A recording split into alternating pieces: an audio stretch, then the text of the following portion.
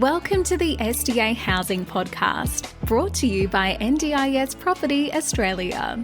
Before starting this episode, we need to provide a general disclaimer. Information contained in this podcast is general in nature only. It does not take into account the objectives, financial situation, or needs of any particular person. You need to consider your financial situation and needs before making any decisions based on the information in this podcast. And you should consider seeking independent and professional advice for your personal circumstances. All right, let's begin.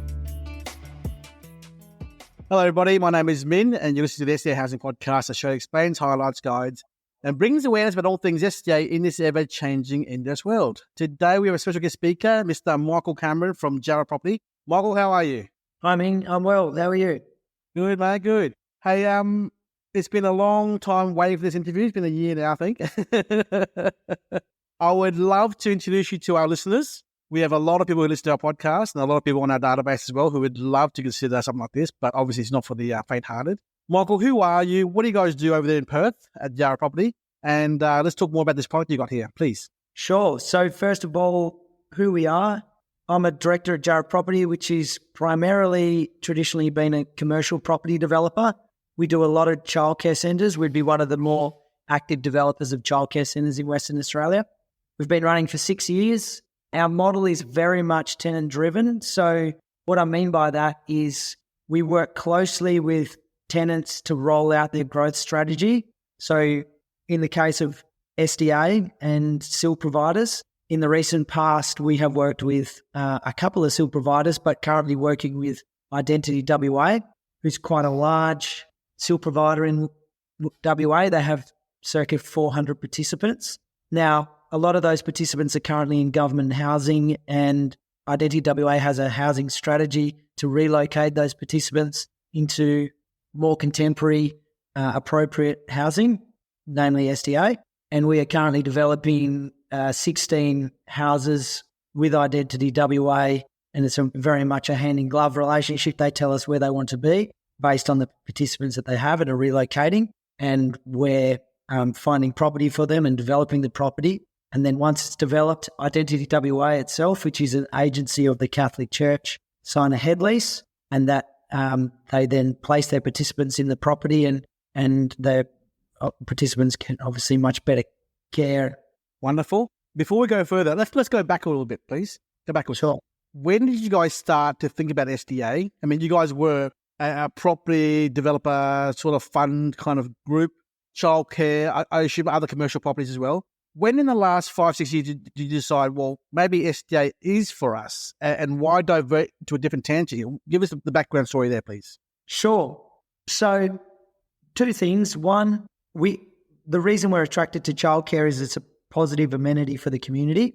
Now, SDA has a lot of similarities with childcare, I would say, going back to the early 2000s, namely that it is an industry that is early in its growth, in the growth cycle. There's a lot of opportunity for investors because of that. There's also a lot of risk for people who don't understand it. So we like the return profile, but more than that, there's plenty of places to get a good return. Much like childcare, it's a really positive amenity for the community and improves people's lives. Much like childcare, when we developed a lot of fuel stations historically, and I don't get the same satisfaction from developing a service station as I do to childcare or SDA. But when did you start thinking SDA, and when did you get into it?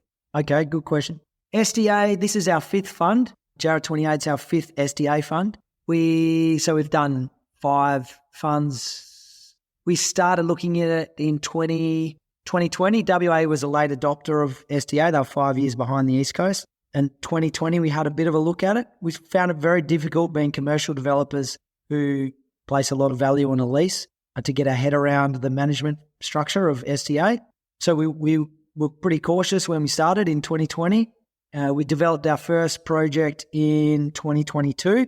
And for the past couple of years, we've been working with tenants like IdentityWA, helping them roll out their growth strategy. That first project for SDA then, WA, where was it? What was built? And is it tenanted yet? Good question. The first project that we built was in WA, Balga. It was a 12-month construction process. We now have it fully leased. That one we did as internally, just to understand SDA. Was that a batch of villas or one house? Villas. Got three villas, one house. Yeah. 2x1s, predominantly 2x1s, 3x1 at the front. It's now fully leased. It's under a management agreement structure, and it's doing well. And may I ask, how long was it vacant for? 3 months. Which is standard, obviously. You're taking me back. It was about 3 months.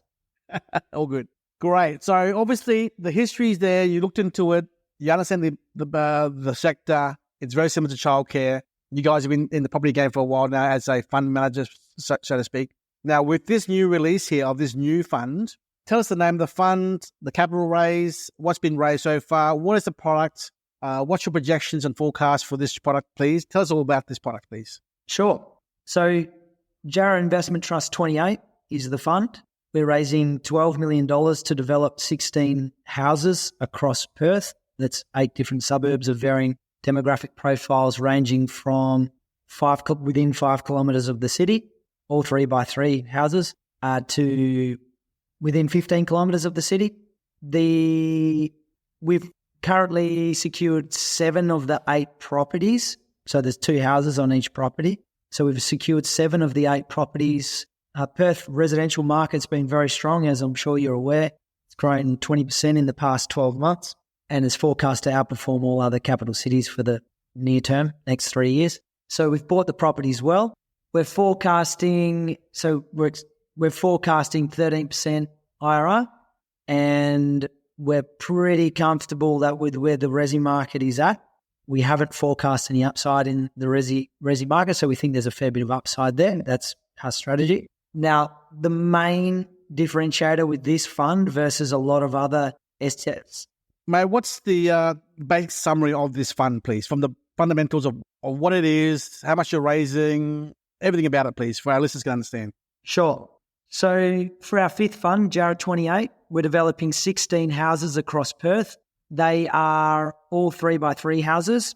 Now, the main differentiator with this fund versus other SDA products that I've seen, there are a few similar products, but I think the main differentiator for us is that we've got a 10-year head lease with IdentityWA, which is an agency of the Catholic Church.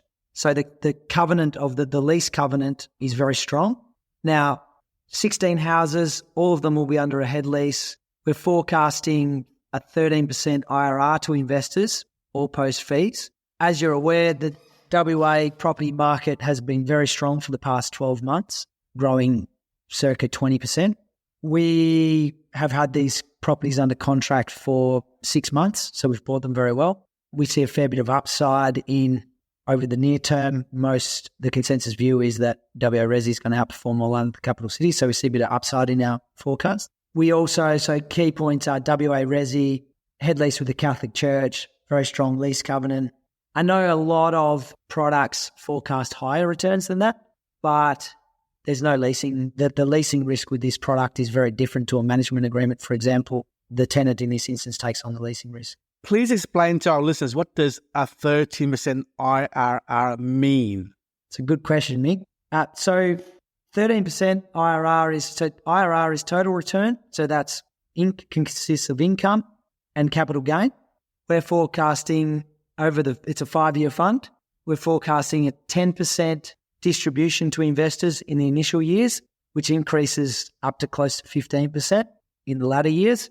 So the 13% IRR consists of circa 10% distributions plus 3% capital growth every year, which we think is conservative on the basis of WA Resi is expected to outperform all other capital cities. In your experience with other competitive products, how do they go with their marketing and their forecasts? You say yours is conservative, 10 plus maybe 3% capital growth, maybe. How do other groups out there around Australia, in similar boats like you as a commercial developer, fund manager, so to speak, asset manager, how do they go with their predictions and forecasts? You've seen probably as many of these as I have, Ming, but one thing that I have seen as a constant with a lot of the management agreement style funds is they just assume their headline number assumes full occupancy.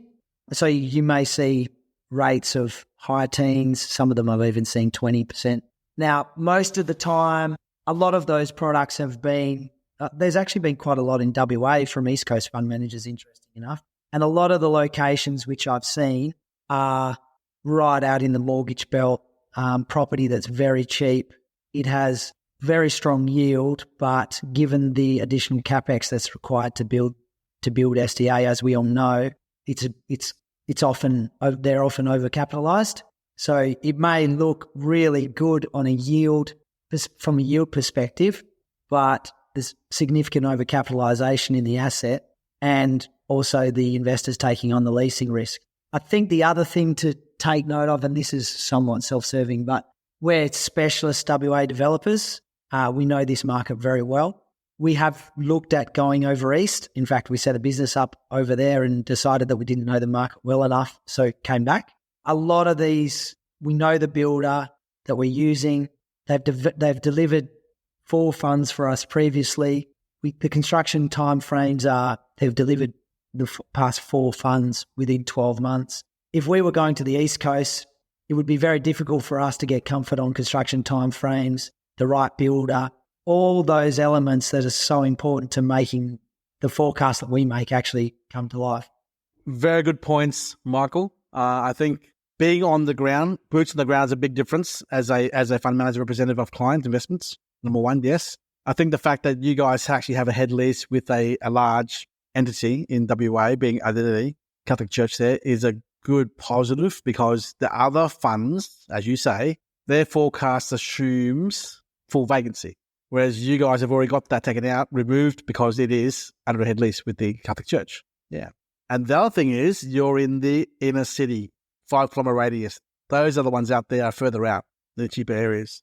Michael, what's the LVR capital cash raise versus debt leverage in the fund that you're going out for this 16-house syndicate, please? The fund will be structured with a 45% LVR, which in nominal terms is 12 million of equity that we're raising and a further 12.5 million of debt. We forecast that at completion, the fund will be worth 30 million. So that when I say the 45% LVR, it's roughly 50-50 in terms of debt and equity, but in terms of value, it's about 45%. When you say 30 million gross realisation value at completion, or is that like of the cost? No, gross realisation value. Yeah, that's what So in terms of cash contributed and the leverage debt in there, was it 12 million cash raised and leverage amount of 12.5. So 24.5 of capital for a portfolio at the end that will be worth circa 30 million. Yep, wonderful. That's a pretty good deal there. Yeah, I think that sort of headline numbers in our forecast are plus 20%. So from an investor's perspective, during development, they would expect to get plus 20% uplift in their units and then plus 10% distributions thereafter. Obviously, that's based on a forecast, but given the fundamentals of this fund, WA Resi, at least with the Catholic Church, I think it's nationally a unique product for that reason. I think it's a great opportunity. I think the other thing is we've been working on this since November, so we've got a running start. We've already settled one of the properties. We're settling another one this week and then another one next week, another 2 settlements in the start of August. So we're very well progressed. So, Michael, what is the minimum capital investment that an investor can do, number one? And number two, is a sophisticated investor requirement needed to go into this? So minimum investment in the fund is 200,000 and the offer is available to wholesale clients, which is defined as we need an accountant certificate, but a wholesale client is defined as a minimum of $250,000 a year of earnings or $2.5 million of assets. Wonderful. Now, you said 7 houses secured of the 8. When do you think you will be set securing all 8 and then start the site works on the project? So keep in mind that they're 8 separate land parcels, of which 2 houses, 1 land parcel will have 2 houses side by side.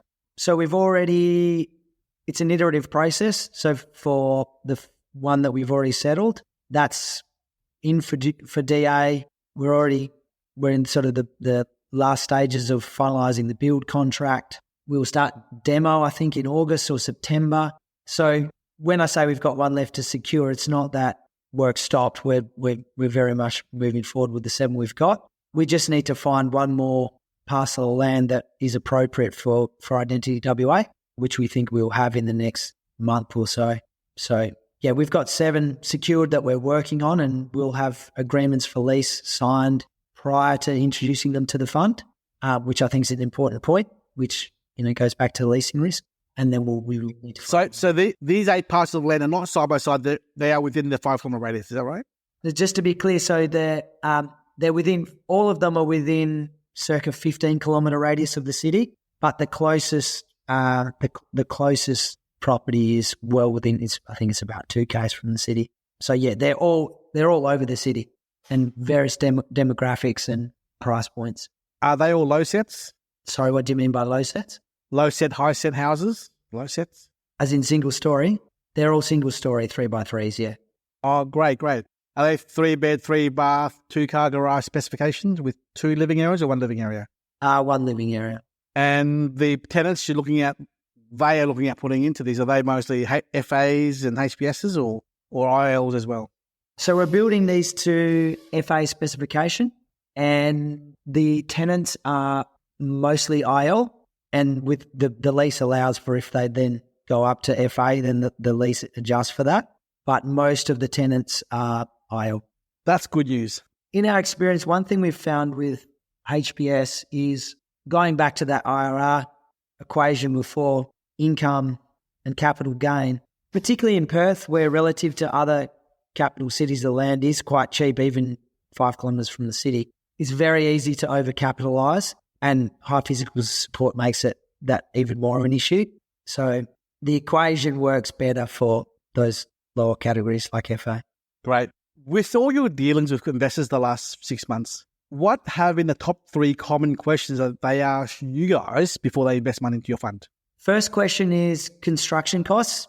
Have we got a good handle on construction costs? And my answer to that is we have had the houses priced by 3 separate builders, all of which we have developed with before, whether it be childcare centres or SDA.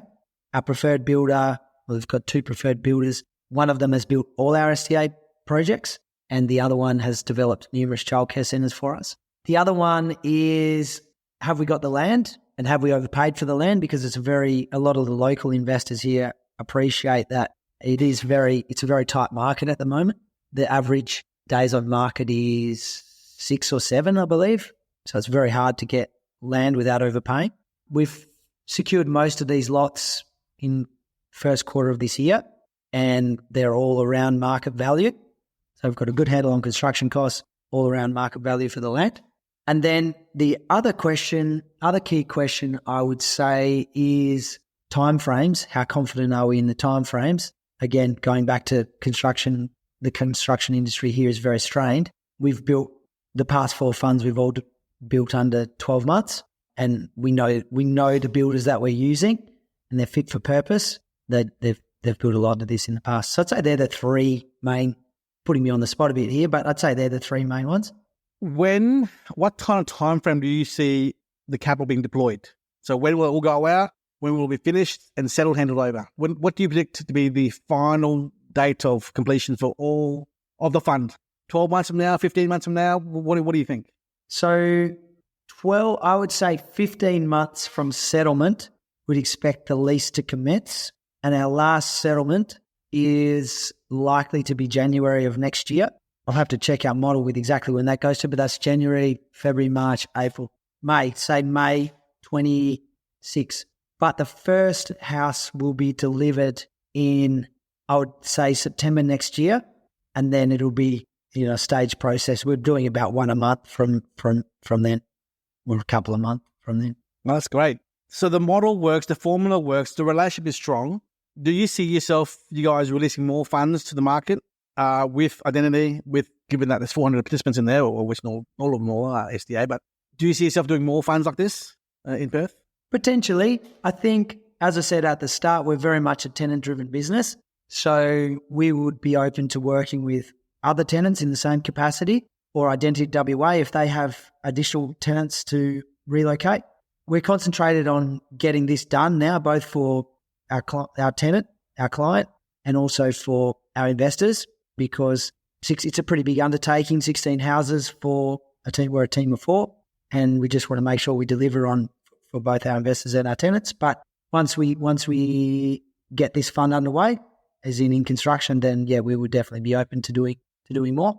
Are there any restrictions with FIRB investors for you at all?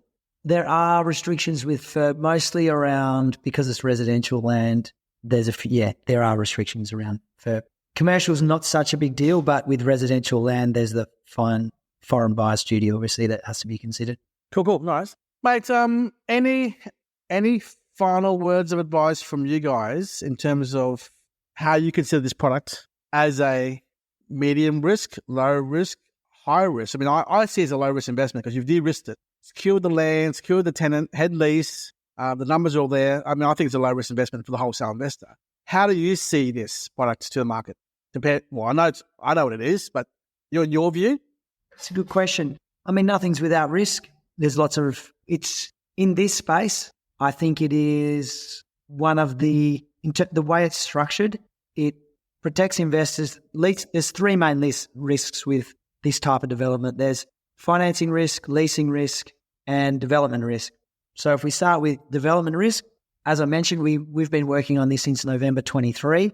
We've secured the land. We've got a good handle on construction costs with 3 different builders. We're well progressed with the DA process. All of the land parcels are compliant, which in we're not trying to push the developments to something that's going to be troublesome for the DA. So I would say development risk is Jarra's de-risking that before we introduce it to the fund. The next risk, leasing risk. Unlike a management agreement, IdentityWA is responsible for finding the participants. They already have them. They're just relocating 48 people from government housing into these new dwellings. The lease is also structured so that lease payments are made based on the maximum number of participants that can go in the houses as opposed to the number of people that are in there. So compare that to a management agreement where investors only get paid rent when a participant is in the house.